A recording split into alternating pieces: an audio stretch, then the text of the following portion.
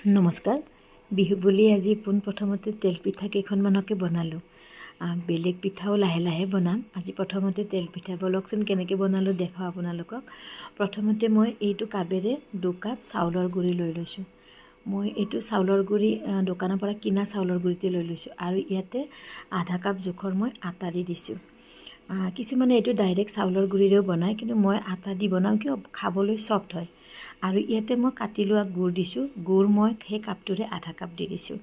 আপোনালোকে মিঠাটো নিজৰ পচন্দ অনুসৰি দিব পাৰে, যদি বেছি মিঠা খাই বেছি দিব। তাৰপিছত মই ইয়াতে অকণমান নিমখ দিছোঁ আৰু মই দি দিছোঁ কেইটামান চফগুটি। চফগুটিকেইটা দিলে পিঠাটো খাই ভাল লাগে।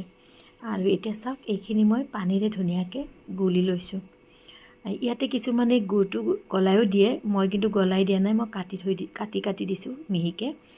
আৰু এয়া চাওক, ঘোলটো আমাৰ এনেকুৱা তৈয়াৰ হৈ গ'ল। আৰু এতিয়া মই এইখিনি 3-4 ঘণ্টামানৰ কাৰণে ঢাকনি দি থ'ম।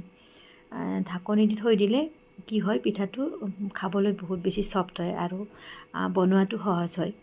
এতিয়া চাওক 3 ঘণ্টা হৈ গ'ল। এতিয়া মই ইয়াতে দি দিছোঁ মিঠা চ'দা, মানে বেকিং চ'দা। আধা চামুচ, সৰু চামুচেৰে আধা চামুচ বেকিং চ'দা দিছোঁ। আৰু এতিয়া চাওক, কেৰাহীত মই সৰহকৈ তেল লৈ লৈছোঁ আৰু তেলখিনি গৰম হোৱাৰ পিছত মই এনেকৈ পিঠাই চামুচৰ সহায়েৰে এনেকৈ দি দিছোঁ। এতিয়া চাওক, লাহেকৈ মিডিয়াম ফ্লেমত লাগিব জুইৰ গেছৰ হেৰিটো। ইয়াতে চাওক, এই পিঠাখন কেনেকৈ ফুলি আহিছে দেখিছেনে? ধুনীয়াকৈ পিঠাখন ফুলি আহিব আৰু ফুলি আহিলে গম পাব, ইয়াক আপুনি ওলটাই দিব, 2 চাইডে ধুনীয়াকৈ ৰঙচুৱাকৈ ভাজিব। এয়া চাওক, কি ধুনীয়াকৈ ৰঙচুৱা হৈ গ'ল। চাওক, লাগিছেনে তেলপিঠা নিচিনা? বহুতে চাগে বেলেগ বেলেগ ধৰণতো বনায়, মই কিন্তু এনেকৈয়ে বনাওঁ। চাবচোন আপোনালোকে এনেকৈ বনাই কেতিয়াবা খায়। আৰু মোৰ ভিডিঅ' কেনেকুৱা হৈছে, যদি ভাল হৈছে লাইক কমেণ্ট কৰিব বুলি আশা কৰিলোঁ। এয়া চাওক, মোৰ পিঠা ৰেডি হৈ গ'ল। এয়া আপোনালোক আটাইকে বিহুৰ শুভেচ্ছা জনালোঁ। Happy Bihu to all of you. Thank U.